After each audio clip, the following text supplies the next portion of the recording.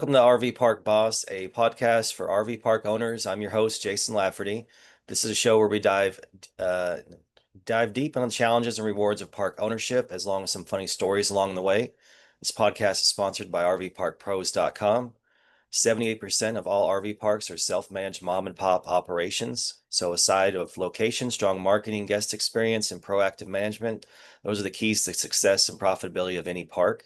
If you're still trying to do this all by yourself, there is a better way. With RV Park Pros, we are a property management system that will help you maximize your occupancy and profits while optimizing your guest experience and retention, all without having to be involved in the day-to-day. And to learn more about how we can help streamline your park's operations, go to rvparkpros.com. Again, that's rvparkpros.com. Today's RV Park boss is Jeff Hyatt. He helps RV park owners maximize their tax deductions. The big beautiful bill enhances the benefit of the cost seg work that they can deliver. Welcome to the show, Jeff. How we doing? Jason, thanks so much for having me on. I'm honored to be here and part of your crew here that you're building with the RV Park Boss. And Yes. we just love the space. And you're I think you're down in Texas, so I love Texas, the Yeah. great state of Texas. And I'm so, in another great state. I'm in the live free or die state myself, but we do work yeah, nationally. So I'm up in Ashley. New Hampshire. Okay. Well, yeah. So it's good to see you again. I know we just met at the boardroom mastermind where we were in our hot seat while everybody was judging us and telling us what to do with our businesses. But Right. yeah, so I appreciate your time. So if you do nationally, I think you mentioned something about this. Do like all larger studies have to be in person, or is there some that need to be in person, or how does that work? Well, the tax code doesn't distinguish, and the IRS specifically says for a cost seg to be viable, it has to be done by a qualified professional, meaning it has to be done live by a real person. Now, I'm not saying if somebody spent 80 grand on a house somewhere, um, that it's going to make sense financially to do a cost seg Hmm. with a real scenario.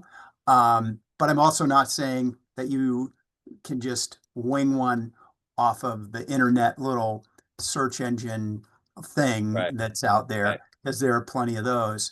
It's just if you're audited, it won't stand up.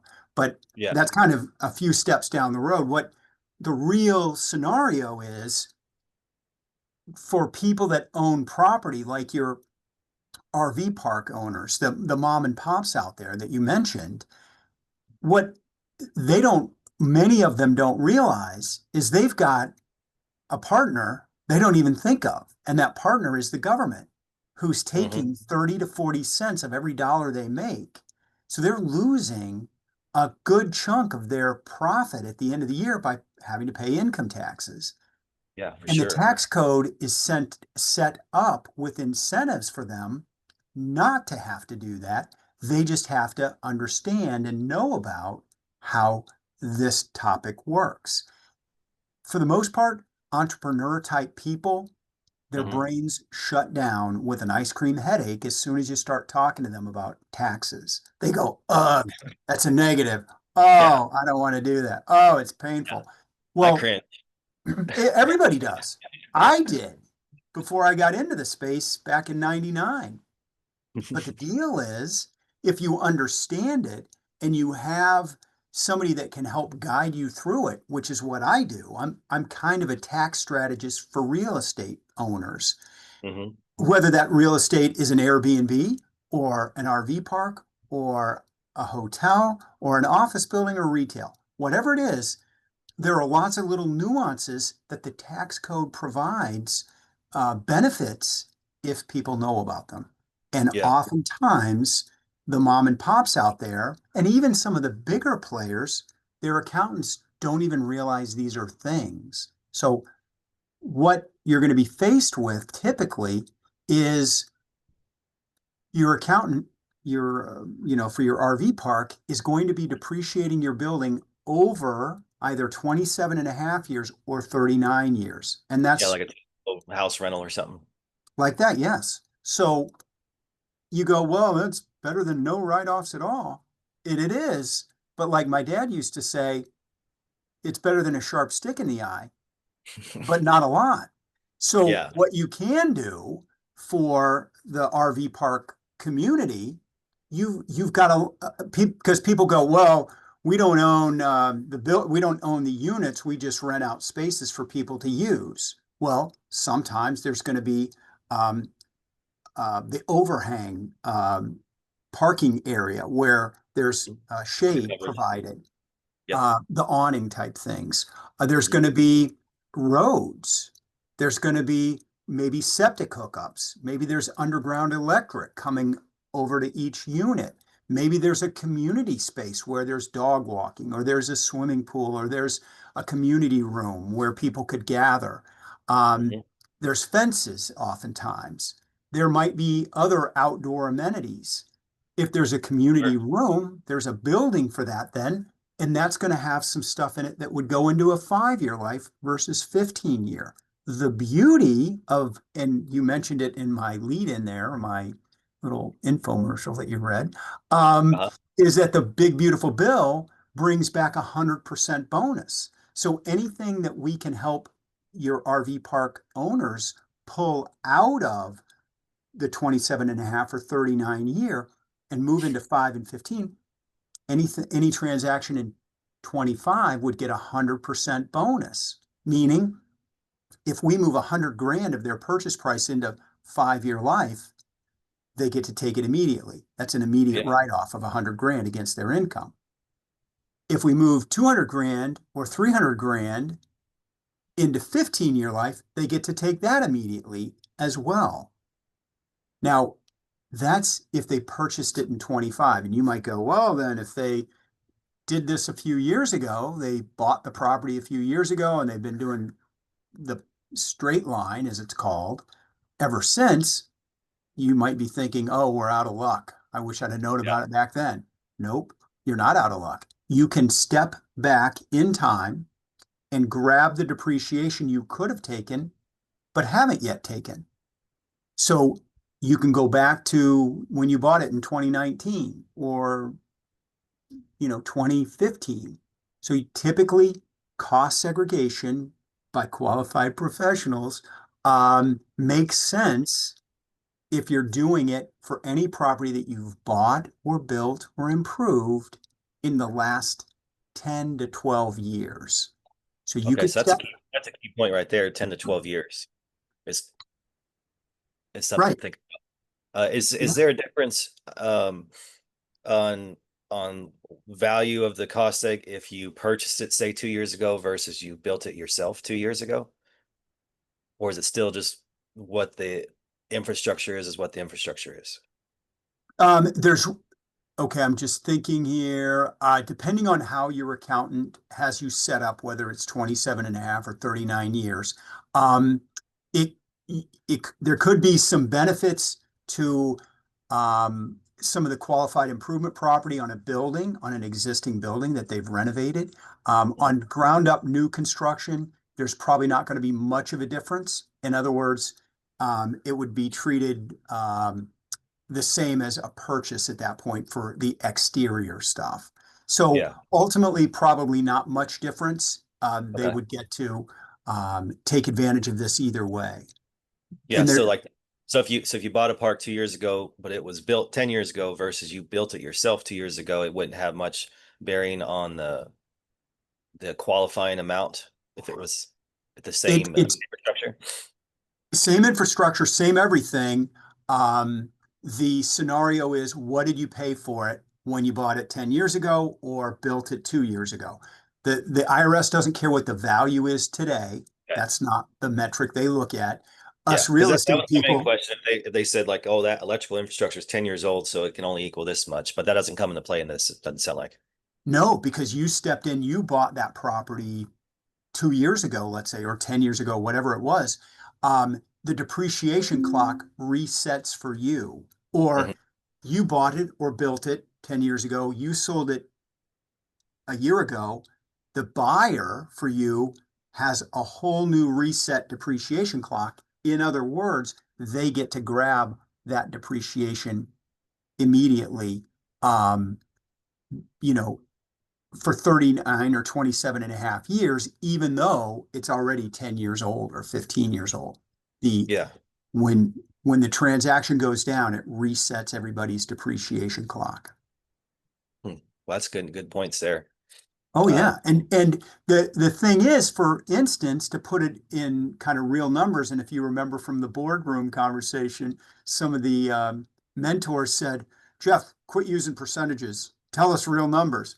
Okay, so let's talk real numbers. So for for $1 million purchase, the amount that could be accelerated of the $1 million, we subbed out the dirt number there. So let's say they paid 1.2, we had to allocate 200,000 to land. mhm. We might be able to help them grab 150,000 to 250,000 of that million immediately. In other words, they would get an immediate tax deduction of 150,000 to 250,000, which would oftentimes wipe out a lot of their taxable income from Right. that RV park. And guess what? They're then, depending on their frame of reference and what they want to do with that money versus send it to DC, they get to use that money to go buy the next property. So maybe Yeah. they're looking to expand in their market, and there's another RV park down the road that they wouldn't mind having. Well, now they've got a nice chunk of money that was a deduction for them, and it's going to Sure. save them their tax, and they can go redeploy that versus sending it to DC. Right. And it's gone. And it's gone. And who knows what they're spending the money on. Yeah. Yeah. So let me ask you this then. If you got somebody says, "Hey Jeff, I'm thinking about doing a cost seg on my park, but I don't know if I'm going to sell it in 3 years or 5 years or what." And so they're worried about the recapture. So in that kind of scenario, what do you kind of help them explain, or do you put them to a CPA, or what do you say in that situation? Well, keep in mind, I've been doing this since 1999. So, Jason, at that point, you were probably 3 years old. So, I've been doing this a long time. I was born in And 87. 87, okay. I was off a little bit, but not much. But the bottom line is that always comes up. Like, what's the deal with recapture? And Mhm. what we normally tell people is that if you are have just bought the property and you're only going to hold it for a year or two, and I'm going to capitalize and there, and you're not going to do a 1031, then the cost seg probably doesn't make sense. Because So it makes sense if you're doing a 1031? if you're not doing a 1031, because if you're only going to own the property for a year or two Right. and you're not going to do a 1031, then probably the cost seg isn't going to look as good because, like you said, you're going to have to give back the tax benefit in recapture. In other Yeah. words, that's where the IRS says, hey, wait a second, pal. You took a big chunk of depreciation that you kind of, I'm going to say, didn't deserve because you didn't own it that long, but you took Yeah. 5 years and 15 years worth immediately. Now you got to give it back. But if your listener, if your audience is like, yeah, I've got that small RV park in Topeka, and I'm going to go buy a bigger one in Texas somewhere. Well, now they're going to end up in a situation where they're going to do a 1031. So they're going to Hmm. uh, defer the tax on the gain, but it also defers the recapture. So now they're I carrying didn't know forward that. that gain, and bam, they can stack up kind of like double the benefit because they pulled the tax deductions out of the first park in Topeka. Now they're going to the new place, they're buying a bigger one, and they're able to take the tax benefit on that one as well. That's wonderful. I didn't know about the 1031 side because I have a couple parks that I don't want to keep long term. So I was kind of putting the cost seg off to the side and mentally. But my plan was if I do sell them, I'm going to 1031 it. I don't want to put a few hundred, pay capital gains on a few hundred thousand, and my whole purpose would be to get another bigger park anyway. So Right, so right. So yeah. might as well 2026 capture whatever I need out of those, and then if I sell them 2 years or 3 years later, they're going to be 1031 anyways. Well, keep in mind, I wasn't saying that if you sold them in 2 or 3 years from doing the cost seg, I was saying 1 or 2 years of owning it. So if you've Mhm. already owned the properties for a few years, Jason, you're, let's say 3 or 4 years in, well, that means you're going to get to grab the deductions, and regardless have less recapture bite to deal with because you're already through 2 or 3 years and you're going to sell them in 2 or 3 years. That means your hold time is going to be 5 or 6 years. Life Yeah, is good then.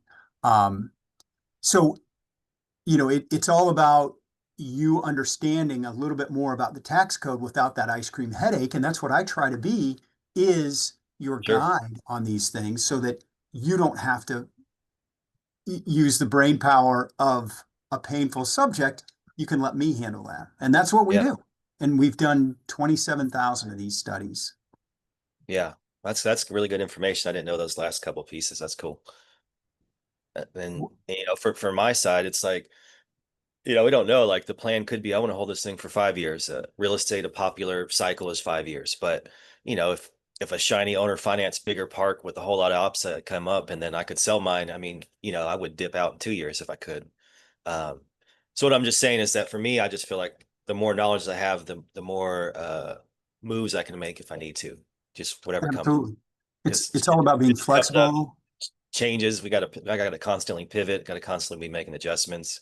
There's economic shifts. There's, you know, believing in the park that you do have. Do you think it's ever going to get any better than what you have now? If it's not, then what are you doing? Like figure out a way to get rid of it and then find a park that you really believe in that you can excel is kind of where my mind's at. So Right. And just keep growing them.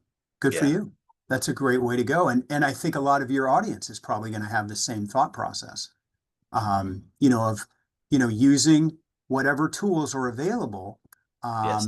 to make sure that you're fully maximizing the benefits because the tax code is either an incentive or a disincentive. So there's penalties if you do things that they don't want you to do, and there's incentives if you do things that overall promote the economy. And there's the whole big beautiful bill is one of those tools that's an incentive for real estate ownership, among other things in the big beautiful bill. But the big ones are related to real estate in my world, Hmm. and the ability to take 100% of the 5 and the 15 year is really big for your community, your And your then what was audience. it? What was it before again? Well, it would either, so if you don't do anything, you're going to get 27.5 or 39 year Okay. depreciation. With the cost seg, we might be able to pull out somewhere between 150 and 250,000 per million. Hmm. So if it's a $500,000 park, maybe it's going to be 75 to 125, but that's still big money for deductions. Um, and so you get to take it right away versus over 27.5 or 39 years. Yeah. Yeah, that's So big. it can be huge. And it's such all things are relative. So your folks listening might go, oh, well, I don't have a $2 million property. No, you've got maybe a $500,000 property. It's still going to be of interest and benefit. Yeah. Yeah. Why not? Yeah. And the Absolutely. fact you don't have to amend your tax return to go back and grab it retroactively. You can take it without amending and apply it to the current tax year. So if all of a sudden you've got some success and things are going great, and bam, you're staring down the barrels of a hefty tax bill. Now all of a sudden you get to take this deduction and potentially wipe out that tax bill. Yeah, that's awesome. That's awesome. So from what you're saying is like a park's value, you see the cost seg, I guess value, if you will, 15 to 20% of what the park's worth, not including land. Is that kind of what you're saying? Kind of what I'm saying, although it's not the worth, because us real estate people want to talk about worth as Yeah. opposed to what they paid. Yeah, it's like a bank appraisal. They'll have the land value and then the improvement value. Right. Okay, but let me just be real clear, just so we don't have any miscommunication out there. Sure. Um, your person 8 years ago bought the property that they're looking at now and thinking, hey, it's worth, I paid 500 grand for it. It's worth 1.5 million now. Hmm. Okay. Well, for depreciation, the tax code does not care what it's worth today. It doesn't care that it's worth 1.5 mil. What they care about is what did Jason pay for it when he bought it 8 years ago? And that was Yeah. 500 grand. So the number that we're going to be playing with in adjusting is the purchase price. And like you said, Hmm. less the land allocation. And like you said, the appraisal will oftentimes put a valuation on the land versus the items that are the structures, the personal property or um, the building component. Yeah. I got you. That makes sense. Yeah, because they don't have anything to do with the appraisal. It's not a bank, it's the IRS, so they just care about what you have in it. Right. That's all they care about. They don't care about what it's worth. Mhm. Yeah, that's good. Well, I've got a little QR code. If you don't mind, I'll share it. Is that Yeah. okay? Yes, Um, sir. Of course. okay, so I just you're going to need to allow that to come across. So I'll throw it on the screen. Can you see this all right now? Or Uh, no? Not yet. I think, yeah, you just may need to. Um, Let me know when, can you see it now? Mm-mm. No, I clicked allow a minute ago. Oh, maybe I need to do, oh, I think I need to do share. That's my Yeah. fault. Zoom, they're always Okay. changing it up on us. There it is. Okay, so bam. So, if you can see that QR code, I'll, see if I Yeah. can't make it bigger. Maybe I can't. Anyway, so ultimately, if they can click on that QR code, Hmm. Yeah, I that got will this. take them to our little questionnaire about what information we need to provide them a complimentary Jason Lafferty RV park boss estimate of tax benefit. So we'll provide that free of charge as well, so they'll understand what the potential benefit of cost seg is. And then also we'll provide them a quick synopsis of, and I'm trying to move that over. So we've got a nice little kind of white paper, if you will, or summary of what they might be looking at and some details. It's very accountant-y because those are the people that I hang out with are accountant Hmm. type people. So there's a lot of words, which I argue with all the time, but it will give your person, your audience, a nice understanding of what's in play for them. So if they use that good old QR code that I just had up there, wherever that Yeah. went, let me go back to message. So if they use this QR code, it will help them come right to our site and they can put their name in. We're not going to try and sell them anything. I'll follow up and say, hey, thanks for sending it. Here's the information on the RV parks, blah, Sure. blah, blah. And, if they need any other information, then we're happy to help them out. Awesome. Well, I appreciate you providing that. I scanned the QR code too, so we'll make sure that link's available Thank when we're you. there. My partners don't think this social media podcast stuff works. So it would really make me happy if you would go ahead and use Of that course. QR code. Tell your friends, whatever. Use the QR code for Hyatt. It'll Absolutely. get his CPA partners to believe in it a little more. That would be Awesome. great. Awesome. Yes, sir. Well, I enjoyed it. A bunch of nuggets you threw in here. I learned some stuff. So folks that are listening to this want to reach out to you. I see you got all your handles here, but if you want to tell them what's the best way to reach you, a website or social media, if they have any questions, what would be a good way to do that? Sure. You want to give me a call, fine. Text me, whatever. I'll give you the mobile number just verbally here, which you may be able to see in my background. I don't know. 508-878-4846. So that if you're writing this down longhand, I don't think people do that anymore. 508-878-4846. And then my email address, JDH as in Jeffrey David Hyatt. So JDH at cost seg, SEG, studies, STUDIES.com. And my Instagram thing handle, I guess, is Yeah. at Depreciation Doctor. Nice. So every Thursday is Thor's Day. My dog Thor is a big old German Shepherd. And back in Roman times, Thursday that we use that phrase used to be called Thor's Day. So I Mhm. have Thor, my dog. And so Yeah. Thursday is Thor's Day. Although today, because it's the 15th, I made Wednesday Thor's Day. So if you go to my uh, Instagram page today, um, there's a pretty cool video of Thor getting ready to get on a helicopter and deliver tax savings to our clients. So it's kind of Pretty cool. So take a look at that if you get a awesome. chance. Yeah, I'll check it out for sure. Well, All right. thanks again. I appreciate your time. And folks listening, if you own at least one RV park and want to be a future episode of RV Park Boss, you can apply directly at rvparkboss.com. Thanks again, Jeff. You have an awesome day. I appreciate you. My pleasure, Jason. Thank you for having me on. I appreciate it.